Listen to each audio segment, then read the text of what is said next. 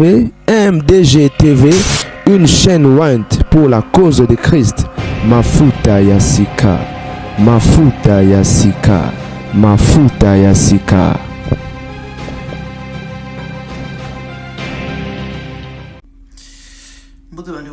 Certains vous allez très bien, moi je vais bien par la grâce de Dieu. Et na fatigué à mon posture na yekami. Comment on a motema, la patrie d'abord. Fin sa vidéo depuis semaine passée. Nini bato bile batinde litinde ngai photo oyo. Et capture oyo puis na lien vidéo oyo. Joueur Angleterre comme on est sunani. Ala la qui passe na Congo. Un OPC bisous dans la colonne vertébrale. Baby énergie vitale, baby énergie vitale, baby énergie vitale, baby énergie vitale. Et bon, effectivement, geste on est significatif. Ok, les gens qui sont spirituels savent que et na monde spirituel hasard et zalrade. Et geste nyonso et contact. Yambo moni batu oyo ba za maîtrise à ma combat spirituel ça la combat spirituel na ba geste ouais zo sambela zo beta maboko zo sambela zo tambala zo sambela ke zo nzita ke zo machete dans bref et dans monde spirituel tout geste compte. Alors effectivement ba ibaki y a énergie vitale ou encore bah nous soit le n'a rien à voir et ça juste geste il y a ni encouragement va me le baki à reconnaître nini bravo peut ba fort en passe il y a juste moi le mot déjà certainement vous comprenez en fait problème il y a au pour la nabiso rien à voir na elokwana oui rien à voir pour na bato belé elokwana ne me salarié to pour là rien à voir. Bon en passant dans le bakara na baboti karaté mais abatu nyonso et il faut que se protéger même na ba misalo to ke na ba mauvais sore boire maka OK bon la poste na mutu soza bolele ne ba do ba ba so ba terme bolumbu ba odundao OK na ebaka kala personnel mon père papa Mazara inspecteur pétrolier voilà bah où est la poste en Nigeria mon Angola mon père travaille pour son Angola la période mon boy bah où est la poste en Nigeria mon co et l'on y est les gars bah tchela hémorroïde na kiti et donc on a baboumi musala ici père aya musala ningezala kaka Wenge kaka ipa vandi azo yebate bande wa bolingo tanga zonga na ndako mais zema mususu pera ko vanda te pera ko lala te pera ko lelo ndi bébé ya ko tene mais faut penser mako allez-y comprendre je vous épargne la suite et faut se protéger là il faut ça spirituel quand je dis se protéger dans autres nous aussi mais qui c'était. Parce que la Bible dit s'il ne garde, ce qui garde en vain. Le vrai protecteur, c'est le Dieu créateur. Le vrai protecteur, c'est Jésus. Pendant le ma vie cachée en Christ et Christ en Dieu. Psaume 91, encore 91, j'aime ça. C'est lui qui repose sous l'abri très haut.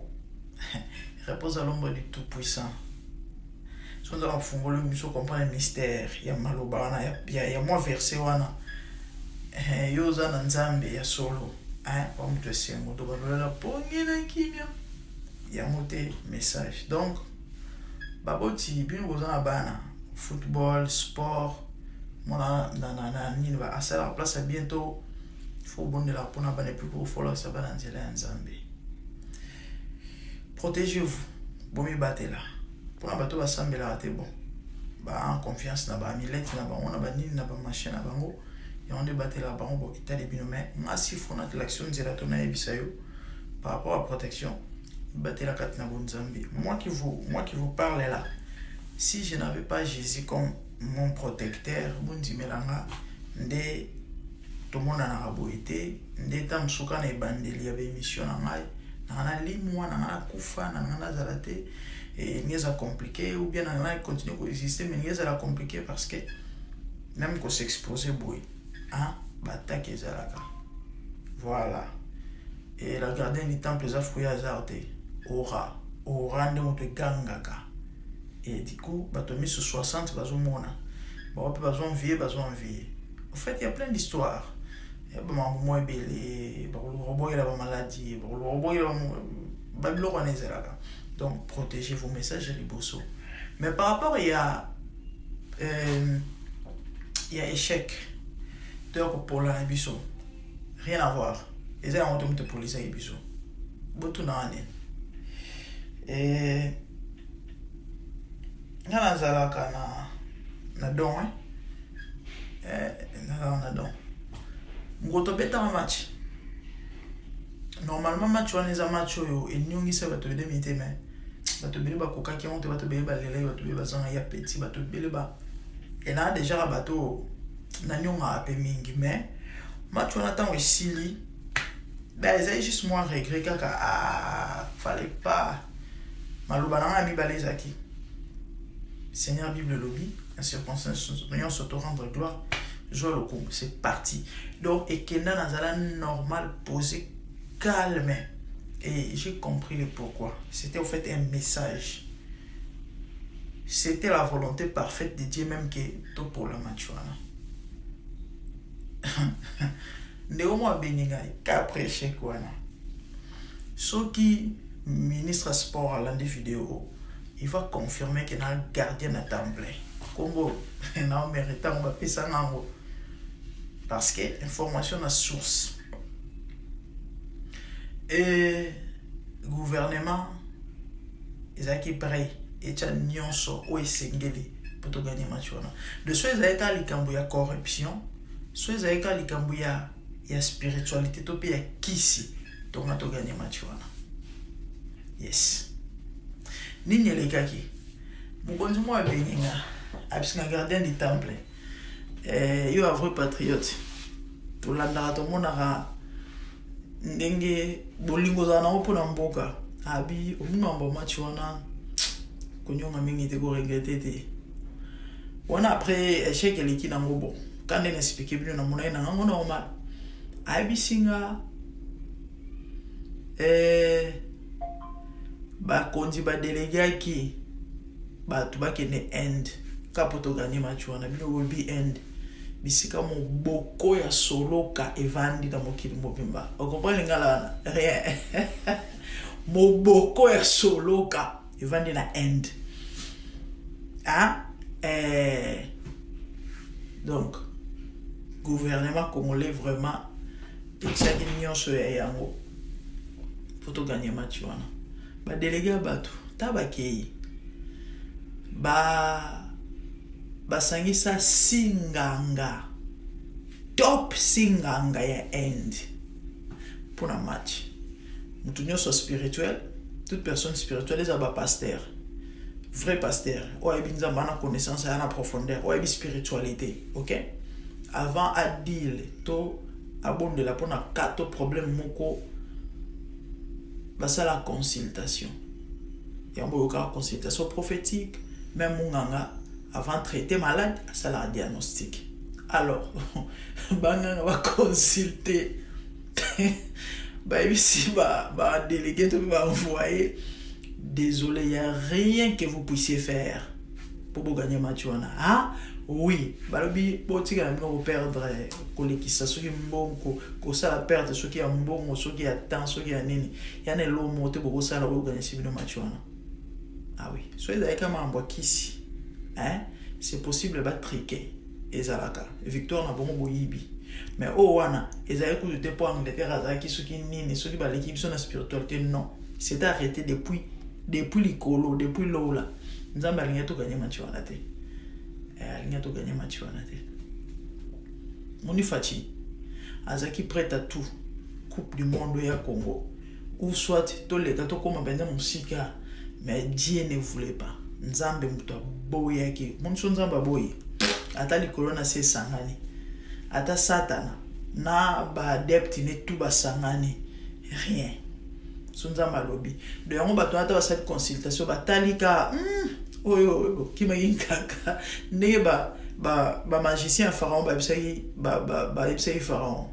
tant mominyoka Moïse amelaki ba ebisi pharaon ça là c'est les doigts de Dieu donc tout le monde a biso makambo mais oyo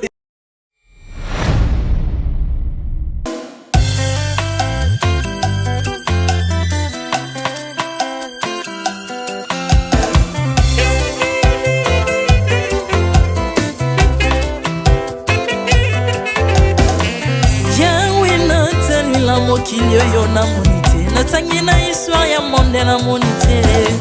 naluki nayemba pete toze pour passer Seigneur je n'ai pas pris non plus entendu parler oui akokalala yo Yesu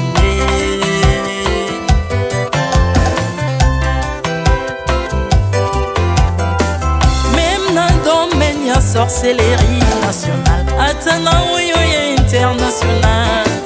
papa na yo kisangwa banzamba mokili yo mokota kufa se kwa lokola yo Yesu nanya voyage lokola yo nanya wakoka nino ya wanzambe uni masomo ya ekusu konanga okufose kwa poyo zali nzambe Yesu nzambe moneno kitana olata nzoto po yo bikisanga okitana se pozwe sikananga ofuta nyongo na nzambe nanga Yesu ozali nzambe onkote ya okani na yo ozali nzambe obongwani te Yesu ozali nzambe mokotea okani na yo ozali nzambe obongwani te Yesu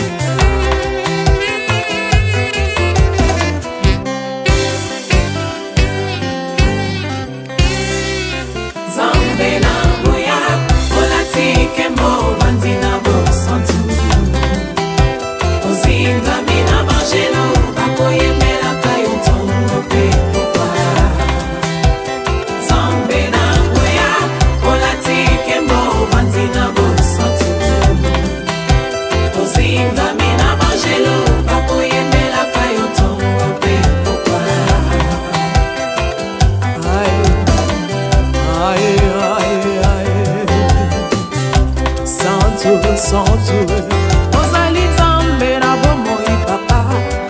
ozali nzambe na bomoi yawe ozali konzi oyo esimba bomoi nanga ozali nzambe oyo abikisa maladi nakokende wapi nzambe soki na yo te likolo evanzelo na yo yawe mabele nyotelo na yo ozali nzambe mokote lokola yo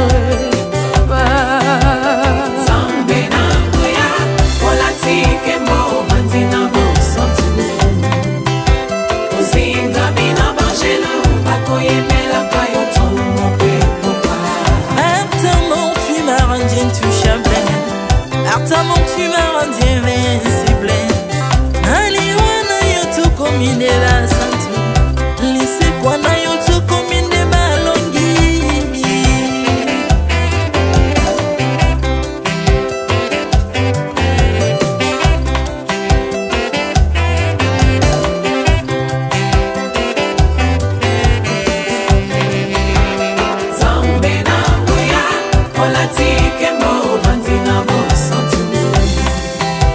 Ozingami na bangelo bakoyemelaka yo ntongo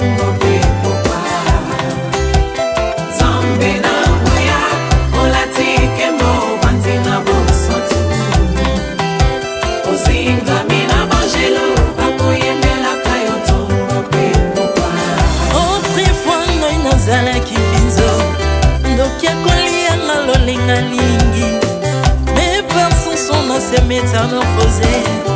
osimi mosambwe maladie na biso bolingo bebi naza toxique grâce à lui.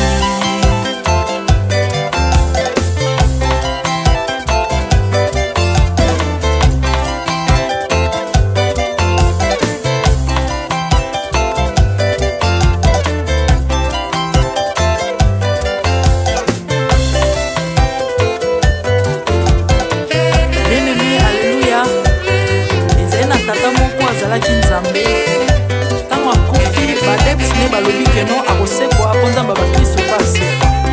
alors po bafacilite lisekwa na ye bakunda ye mutu libanda po ntango akolamuka abimaki elingala moko mais comme nzambe na biso alinga kokambola gloire na moto te lobi nango na ntongo baya kokuta bangulu basepelisa mutu ya nzambe na bango yango bien aimé bato wana bakoma oyo biso dolera ngulu te po milimo mobe ekotaka na ngulu so bino bolera ngulu te po milimo mabe ekota na ngulu bomelaka mai te po milimo mabe ekotaka na mai yango tokumbisa nzambe po akufa asekwa avandi na loboko ya tata mpona kolinga sele mpo na nga na yo Jésus.